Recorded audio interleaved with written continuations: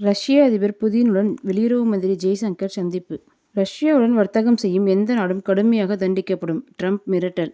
அமெரிக்க ஜனாதிபதியாக ட்ரம்ப் பதவியேற்றதை தொடர்ந்து கடுமையான கொள்கைகளை மேற்கொண்டு வருகிறார். அமெரிக்கா முதலில் என்ற கொள்கையை முன்வைத்து பிற நாடுகளுக்கு பரஸ்பர வரி விதித்தார். மேலும் உலக நாடுகளிடையே நிலவி வரும் மோதல்களை நிறுத்துவதாக கூறி வர்த்தக தடை, வரி விதிப்பு என மிரட்டி வருகிறார். 2022ஆம் ஆண்டு உக்ரைன் மீது ரஷ்யா போர் தொடுத்ததை தொடர்ந்து அந்த நாட்டின் மீது ஐரோப்பிய நாடுகள் பொருளாதார தடை விதித்தன. குறிப்பாக ரஷ்யாவின் மிகப்பெரிய வருவாய் ஆதாரமாக உள்ள கச்சா எண்ணெய் வர்த்தகத்தை முடக்குவதற்காக பொருளாதார தடைகள் விதிக்கப்பட்டன. அமெரிக்க ஜனாதிபதி ட்ரம்ப் இதற்கு ஒருபடி மேலேறி ரஷ்யாவிடமிருந்து கச்சா எண்ணெய் இறக்குமதி செய்யும் நாடுகள் மீது அதிகபட்ச வரி விதித்தார். ஏற்கனவே இந்தியா மீது 25% வரி விதித்த நிலையில் ரஷ்யாவிடமிருந்து கச்சா எண்ணெய் வாங்குவதாக கூறி கூடுதலாக 25% என உச்சபட்சமாக 50% இறக்குமதி வரி விதிக்கப்பட்டது. இதனால் இந்தியாவின் சிறு குறு நடுத்தர தொழில்கள் பெரிதும் பாதிக்கப்பட்டது. இந்த நிலையில் ரஷ்யாவுடன் வர்த்தகத்தில் ஈடுபடும் எந்த நாடாக இருந்தாலும் கடுமையாக தண்டிக்கப்படும் என ட்ரம்ப் மிரட்டல் விடுத்துள்ளார். இதுகுறித்து வெள்ளை மாளிகையில் நடந்த பத்திரிகையாளர்கள் சந்திப்பில் அவர், குடியரசுக் கட்சி எம்பிக்கள் செனட் சபையில் பொருளாதார தடைகளுக்கான மசோதாக்களை தாக்கல் செய்து கொண்டே இருப்பார்கள். இதுதான் அவர்களுடைய பணி. ரஷ்யாவுடன் வர்த்தகத்தில் ஈடுபடும் எந்த நாட்டின் மீதும் அமெரிக்கா பொருளாதார தடைகளை மேற்கொள்ளும்.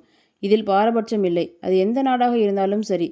இந்த பட்டியலில் ஈரானையும் சேர்க்க சொல்லியுள்ளேன் என்றார். குடியரசுக் கட்சி செனட் சபை எம்பி லிண்ட்லே கிராகரம் அமெரிக்க நாடாளுமன்றத்தில் ரஷ்ய எண்ணெயை இறக்குமதி செய்யும் நாடுகள் மீது 500% இறக்குமதி வரி விதிக்கும் வகையில் புதிய மசோதாவை தாக்கல் செய்தது குறிப்பிடத்தக்கது. இதற்கு செனட் சபையில் 85 எம்பிக்கள் ஆதரவளித்திருந்தனர்.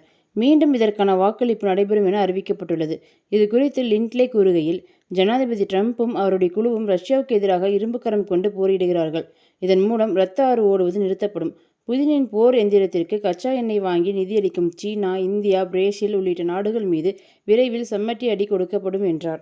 ரஷ்ய அதிபர் புதினுடன் வெளியுறவு மந்திரி ஜெய்சங்கர் சந்திப்பு. இந்திய வெளியுறவு மந்திரி ஜெய்சங்கர் ரஷ்யாவில் சுற்றுப்பயணம் மேற்கொண்டுள்ளார். அங்கு ஷாங்காய் ஒத்துழைப்பு அமைப்பான SCOவில் அங்கம் வகிக்கும் உறுப்பு நாடுகளின் பிரதமர்கள் பங்கேற்கும் ஆலோசனைக் கூட்டத்தில் இந்திய பிரதிநிதிகளுக்கு மந்திரி ஜெய்சங்கர் தலைமை வகிக்கிறார். இந்த கூட்டத்தில் பங்கேற்ற ஜெய்சங்கர் அந்நாட்டு வெளியுறவுத்துறை மந்திரி செர்கே லாவ்ரோவை சந்தித்தார். இந்த சந்திப்பின் போது இரு நாடுகளுக்கும் இடையே பல்வேறு விஷயங்கள் குறித்து ஆலோசனை நடத்தப்பட்டது. இந்நிலையில் ரஷ்ய அதிபர் புதினை இந்திய வெளியுறவு மந்திரி ஜெய்சங்கர் சந்தித்து பேசியுள்ளார்.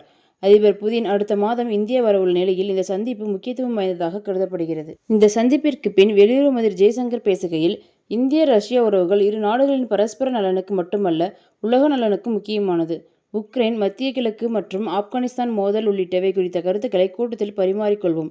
அமைதியை நிலைநாட்டுவதற்கான ரஷ்யாவின் சமீபத்திய முயற்சிகளை இந்தியா ஆதரிக்கிறது என தெரிவித்தார்.